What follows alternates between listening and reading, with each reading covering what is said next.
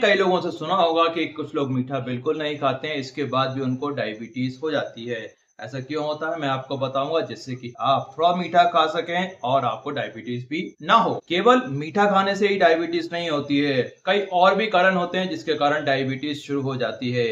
अगर आपके खाने में तेल की मात्रा जरूरत से ज्यादा है तो आपको प्रोटीन कम मिलता है, और प्रोटीन अगर आपको 5 से 10 साल तक कम मिल रहा है तो आपको डायबिटीज होने की संभावना बढ़ जाती है। बिल्कुल ऐसा ही घी के साथ होता है। अगर आप घी सही मात्रा में लेते हैं तो कोई दिक्कत नहीं होती है, लेकिन अगर जरूरत से ज्यादा है तो आपको प्रोटीन कम मिलेगा, और प्रोटीन कम मिलेगा तो आपको 5 से 10 सालों में डायबिटीज होने की संभावना बढ़ जाती है। अगर आपके खाने में रोटी की मात्रा ज्यादा है और दाल की मात्रा बहुत कम है या बिल्कुल भी नहीं है और नॉनवेज भी नहीं है तो आपको प्रोटीन कम मिल पाता है, और प्रोटीन कम मिलेगा तो आपको 5 से 10 सालों में डायबिटीज होने की संभावनाएं बढ़ जाती हैं। इसलिए आपको रोटी के साथ दाल लेना बहुत बहुत जरूरी होता है।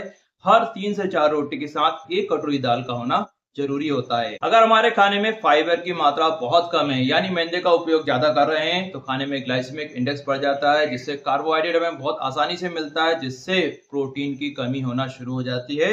तो इस तरीके से भी प्रोटीन की कमी होती है, और ऐसा अगर 5 से 10 साल चलता है तो आपको डायबिटीज होने की संभावना बढ़ जाती है। अगर आपने खाने की मात्रा कम कर दी है तो उस स्थिति में भी प्रोटीन की कमी होने लगती है। ध्यान रखिए, डायबिटीज का सबसे प्रमुख कारण जो होता है वो प्रोटीन की कमी होती है, चाहे वो तेल की अधिकता से हो, घी की अधिकता से हो, या फाइबर के कम के कारण हो, या फिर रोटी ज्यादा होने के कारण हो, और अगर शक्कर ज्यादा है तो भी होती है। लेकिन ये सभी फैक्टर जो हैं एक साथ काम भी कर सकते हैं और अकेले भी काम कर सकते हैं, और इन सब चीज के लिए आपको संतुलित आहार समझना बहुत जरूरी होता है।